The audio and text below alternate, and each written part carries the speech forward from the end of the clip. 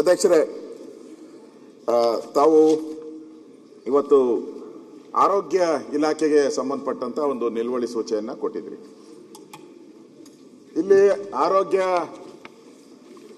ಸಚಿವರು ಆರೋಗ್ಯವಾಗಿದ್ದಾರೆ, ಇಲಾಖೆ ಅನಾರೋಗ್ಯ ಆಗ್ಬಿಟ್ಟಿದೆ. ಆರೋಗ್ಯ ಸಚಿವರು ಆರೋಗ್ಯ ಆಗಿದ್ದಾರೆ, ಇಲಾಖೆ ಅನಾರೋಗ್ಯ ಆಗಿದೆ. ಸಚಿವರಿಗೆ ಎಲ್ಲಿ ಬೇಕಾದರೂ ಔಷಧಿ ಸಿಗ್ತೈತೆ ಪ್ರೈವೇಟ್ ಅಲ್ಲಿ, ಬಡವರಿಗೆ ಯಾವುದೇ ರೀತಿಯ ಔಷಧಿಗಳು ಸಿಗ್ತಾ ಇಲ್ಲ.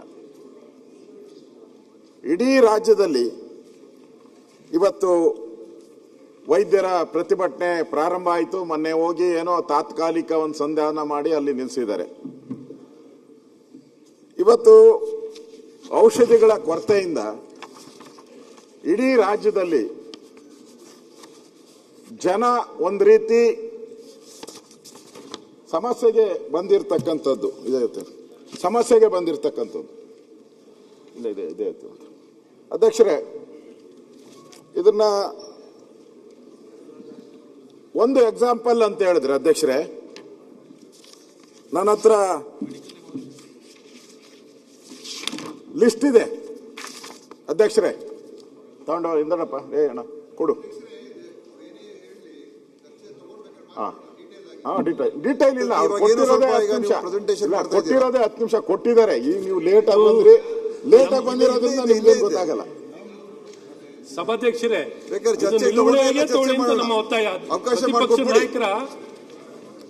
ಅವರು ಬರಕ್ ಮುಂಚೆ 10 ನಿಮಿಷದೊಳಗಡೆ ಮುಗಿಸಿ ಅಂತ ಹೇಳಿ 5 ನಿಮಿಷ ಅಂತ ಹೇಳಿದ್ವಿ. ಆಯ್ತು, 5 ನಿಮಿಷ ಒಂದೇ ಸಲ ತಾವು ಎಲ್ಲ ಚರ್ಚೆ ತಗೊಂಡ್ಬಿಡೋಣ. ಇಲ್ಲ, ಅದು ತೀರ್ಮಾನ ಅವ್ರದ್ದು, ನಿಲುವಳಿನ ಅಥವಾ 6ನೇ ನಿಮಿಷಕ್ಕೆ ಬೆಲ್ ಹೊಡೆದ್ ಬಿಡಿ, ಶುರು ಮಾಡಿ 5 ನಿಮಿಷ ಅಂತ 3 ನಿಮಿಷ ಅವೆಲ್ಲ ಇಲ್ಲ. ಈಗ ಅವರೆಲ್ಲ ಎದುರಲ್ಲ ಇಲ್ಲ. ಈಗ ಅದರಿಂದ ಅಧ್ಯಕ್ಷರೇ, ಇಲ್ಲಿ ಯಾಕೆಂದ್ರೆ ನಾನು ಹೇಳ್ತಾ ಇಲ್ಲ, ಮಾನ್ಯ ಅಧ್ಯಕ್ಷರೇ, ಅವರ ಒಂದು ನಿಲುವಳಿ ಸೂಚನೆ ಪ್ರಥಮ ಸೆಂಟೆನ್ಸೇ ತಪ್ಪಿದೆ. ಈಗ ನಮ್ಮ ತಪ್ಪೇನಿದೆ ಭಾಷಣದಲ್ಲಿ ಹೇಳಿದ್ರೆ 24% ಕಮ್ಮಿ ಆಗಿದೆ ಈ ಸಲ ಬಾಣಂತಿಯರು ಸಾವು ಅಂತ. ನಿಮ್ಮ ಪ್ರಥಮ ಲೈನೇ ಕೂಡ ಪೂರ್ತಿ ಮಾಹಿತಿ ತಪ್ಪಿದೆ ಅಂತ ನೀವು ಅಲ್ಲೇ ಅದನ್ನ ಸರಿ ಮಾಡಿ ನೀವು ಮಾತಾಡುವಾಗ ಅದಕ್ಕೆ ಇಲ್ಲಿಂದ ಶುರು ಮಾಡಿ 5 ನಿಮಿಷ. ಹೌದೌದು, ಅವ್ರೆದ್ರೆ ಅದು ಕಟ್ಟೋದು ಇಲ್ಲ. ಅಧ್ಯಕ್ಷರೇ, ನಾನು ನಿಮ್ಗೆ ಲಿಸ್ಟು ಕೊಟ್ಟಿದ್ದೀನಿ. 270 PSCಗಳನ್ನ ಸ್ಟಾಪ್ ಮಾಡುವಂಥದ್ದಕ್ಕೆ ಈಗಾಗಲೇ ಎಲ್ಲ ತಯಾರಿ ಮಾಡ್ಕೊಂಡಿದ್ದಾರೆ. ನೆನ್ನೆನೂ ಕೂಡ ಚರ್ಚೆ ಆಯಿತು. ಡಾಕ್ಟರ್ಗಳ್ನು ಕೂಡ ಶಿಫ್ಟ್ ಮಾಡ್ತಾ ಇದ್ದಾರೆ. ಒಂದು ರೀತಿ ಇಡೀ ರಾಜ್ಯದಲ್ಲಿ ಆ PSCಗಳಲ್ಲಿ, ಆ ಹಳ್ಳಿಗಳಲ್ಲಿ ಒಂದು ರೀತಿ ಹಾಹಾಕಾರ ಈಗ ಜನಕ್ಕೆ. ಒಂದ್ ಕಡೆ ಮೆಡಿಸಿನ್ ಸಿಗ್ತಾ ಇಲ್ಲ, ಒಂದ್ ಕಡೆ ಡಾಕ್ಟರ್ ಸಿಗ್ತಾ ಇಲ್ಲ. ಮುಚ್ಚುವಂತ ಕೆಲಸವನ್ನ ಪ್ರಾರಂಭ ಮಾಡಿಬಿಟ್ಟಿದ್ದಾರೆ ಆಲ್ರೆಡಿ. ಇದನ್ನ ಅಧ್ಯಕ್ಷರೇ, ನಾನು ಹೇಳೋದು, ಯಾರು ಇಲಾಖೆಯನ್ನ ನೋಡ್ತಾ ಇದ್ದಾರೋ ಡಾಕ್ಟರ್ಸು, ಅವರು ಹೇಳಿದ್ದಾರೆ, ಇತ್ತೀಚಿನ ದಿನಗಳಲ್ಲಿ ಔಷಧಿ ಸರಬರಾಜು ಮಾಡುವಲ್ಲಿ ಸಂಸ್ಥೆಯು ಸಂಪೂರ್ಣ ವಿಫಲವಾಗಿರುವ ಕಾರಣ ರೋಗಿಗಳು ಸರಿಯಾದ ಸಮಯದಲ್ಲಿ ಔಷಧೋಪಚಾರ ದೊರೆಯದೆ ಪರದಾಡುವಂತಾಗಿದೆ. ಇದರ ಬಗ್ಗೆ ಸಾಕಷ್ಟು ಬಾರಿ ಸಂಘವು ಮನವಿ ಮಾಡಿದ್ದರೂ ಸಹ ಇದುವರೆಗೂ ಸರಿಪಡಿಸುವುದಿಲ್ಲ. ಇದರಿಂದ ವೈದ್ಯರು ಮತ್ತು ಸಿಬ್ಬಂದಿಯ ಮೇಲೆ ಒತ್ತಡ ಹೆಚ್ಚಾಗುತ್ತಿದ್ದು ರೋಗಿಗಳ ಜೊತೆ ಸಂಘರ್ಷಕ್ಕೆ ಎಡೆ ಮಾಡಿಕೊಟ್ಟಿದೆ. ಯಾರು ಹೇಳ್ತಾ ಇರೋದು? ಡಾಕ್ಟರ್ಗಳಲ್ಲಿ ಕೆಲಸ ಮಾಡುವಂತ ಫಿಸಿಷಿಯನ್ಸ್ ಇರ್ಬೋದು, ಡಾಕ್ಟರ್ ಇರ್ಬೋದು, ಅವರೇ ಹೇಳ್ತಾ ಇದ್ದಾರೆ, ಸರಿ ಇಲ್ಲ, ಇಲ್ಲಿ ಮೆಡಿಸಿನ್ಸ್ ಕೊಡ್ತಾ ಇಲ್ಲ, ರೋಗಿಗಳ ಜೊತೆ ನಮ್ಮ ನಿತ್ಯ ಸಂಘರ್ಷ ಆಗ್ತಾ ಇದೆ ಅಂತ ಹೇಳ್ತಾ ಇದ್ದಾರೆ. ಅಧ್ಯಕ್ಷರೇ, ಇದು ಇವೆರಡು ವಿಚಾರಕ್ಕೆ ಸಂಬಂಧಪಟ್ಟಂತೆ ಮತ್ತೆ ಡಾಕ್ಟರ್ಗಳ ಕೊರತೆಗೆ ಸಂಬಂಧಪಟ್ಟಂತೆ ವಿಚಾರಗಳನ್ನ ನಾವು ಇವತ್ತು ಚರ್ಚೆಯನ್ನ ಮಾಡ್ತಾ ಇದ್ರಿ. ಅದೇ ರೀತಿ ಬಾಣಂತಿಯರ ಸಾವು ಇರ್ಬೋದು, ಕಳೆದ ವಿಧಾನಸಭೆಯಲ್ಲೂ ನಾವು ಪ್ರಸ್ತಾವ ಮಾಡಿದ್ರಿ. ಇವರೇನೋ ಅಂಕಿಅಂಶ ಹೇಳ್ತಾ ಇದ್ದಾರೆ, ನಾನು ಅಂಕಿಅಂಶ ತರಿಸಿದ್ದೀನಿ, ಡೆಲ್ಲಿಯಿಂದಾನೇ ತರಿಸಿದ್ದೀನಿ. ಇವ್ರ ಪರ್ಫಾರ್ಮೆನ್ಸ್ ಏನು ಅನ್ನೋದನ್ನ ನೆನ್ನೆನೂ ಹೇಳಿದ್ರು ಡಿ ಕೆ ಶಿವಕುಮಾರ್, ನಮ್ಮ ಪರ್ಫಾರ್ಮೆನ್ಸ್ ಹಂಗಿದೆ ಅಂತ, ಅದನ್ನು ಕೂಡ ತರಿಸಿದ್ದೀನಿ. ಅದರಿಂದ ನಮಗೆ ಇವತ್ತು ಬೇಕಾಗಿರೋದು ಈ ಒಂದು ಇದನ್ನ ನೀವು ಅವಿಶ್ವಾಸ 60ಯಲ್ಲೇ ನೀವು ತಗೊಬೇಕು. 60ಯಲ್ಲಿ ತಗೊಂಡ್ರೆ ಸರ್ಕಾರಕ್ಕೆ ಒಂದು ಎಚ್ಚರಿಕೆ ಕೊಟ್ಟಂಗಾಗಿ ನೋಡಿ. ಅದು ನಾರ್ಮಲ್ ಚರ್ಚೆ ಕನ್ಫರ್ಟ್ ಮಾಡ್ಬಿಟ್ರೆ ನಿಮ್ಗೂ ಏನು ಇರಲ್ಲ, ನಮಗೂ ಏನು ಇರಲ್ಲ. ಒಂದ್ ರೀತಿ ಕರೆಕ್ಟ್ ಮೆಡಿಕಲ್ ಎಮರ್ಜೆನ್ಸಿ ಇದೆ ಸರ್. ಸಂಪೂರ್ಣ ಸಿಗ್ತಾನೆ ಇಲ್ಲ. ಆರೋಗ್ಯ ಅಂದ್ರೆ ಆಸ್ಪತ್ರೆಗಳಲ್ಲಿ ಮೆಡಿಸಿನ್ ಇಲ್ಲ, ಡಾಕ್ಟರ್ಗಳಿಲ್ಲ. ಅದರಿಂದ ನೀವು 60 ಆಗಿ ತಗೊಬೇಕು ಅಂತ ವಿನಂತಿ. ಈಗ ನಿಲ್ವ ಒಂದ್ ಸೆಕೆಂಡ್ ಹೇಳ್ತಾರೆ. ಈಗ ಒಂದ್ ಸೆಕೆಂಡ್ ಈಗ ಒಂದ್ ಸೆಕೆಂಡ್ ಕೇಳಿ. 2 ನಿಮಿಷ ನಮ್ಗೆ ಅಲ್ಲ ಒಂದು ಸಭಾಧ್ಯಕ್ಷರೇ, ಇವತ್ತು ಆರೋಗ್ಯ ವ್ಯವಸ್ಥೆ ಅನ್ನುವಂಥದ್ದು ಪ್ರಮುಖವಾಗಿರುವಂಥದ್ದು. ಇವತ್ತು ನೋಡಿ ಡಾಕ್ಟರ್ ಶಾರ್ಟೇಜ್ ಮತ್ತೆ ಚರ್ಚೆ ಮಾಡೋ ಒಂದ್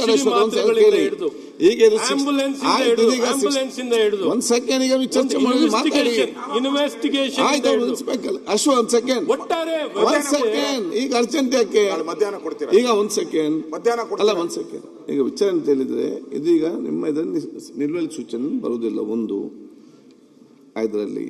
ಈಗ ನಿಮ್ಗೆ ಅಗತ್ಯ ಆದ ವಿಚಾರ ಅಂತ ಅವಾಗ ಹೇಳ್ತೀರಿ. ಈ ಬಜೆಟ್ ನಲ್ಲಿ ಚರ್ಚೆ ಮಾಡುವಾಗ ಇದರಲ್ಲಿ ಡೀಟೇಲ್ ಆಗಿ ನಿಮ್ಗೆಲ್ಲ ಕೂಡ ಚರ್ಚೆ ಮಾಡಬಹುದು. ಅದಲ್ಲದೆ ಹಾಗೆ ಬೇಕಾದ್ರೆ ನಾವು 69 ಕನ್ವರ್ಟ್ ಮಾಡಿ ನಿಮ್ಗೆ ಅವಕಾಶ ಕೊಡುವ. 69 ಕನ್ವರ್ಷನ್ ಬೇಡ ಅಂತ ನಮ್ದು ಒತ್ತಾಯ ಏನು ಅಂದ್ರೆ ನೋಡ್ತಾ ಇದ್ದೀರಿ ಜನರಲ್ ಚರ್ಚೆ ಅವಶ್ಯಕತೆ ಏನಿದೆ ಅಂತ ವಿರೋಧ ಪಕ್ಷ ನಾಯಕರೇ ಗೊತ್ತಾಗಿದೆ. ಸರ್ಕಾರಕ್ಕೆ ಬಿಸಿ ಮುಟ್ಟಿಸಬೇಕಾದ್ರೆ ನಿಲುವಳಿ ಸೂಚನೆನೇ ಒಳ್ಳೇದು.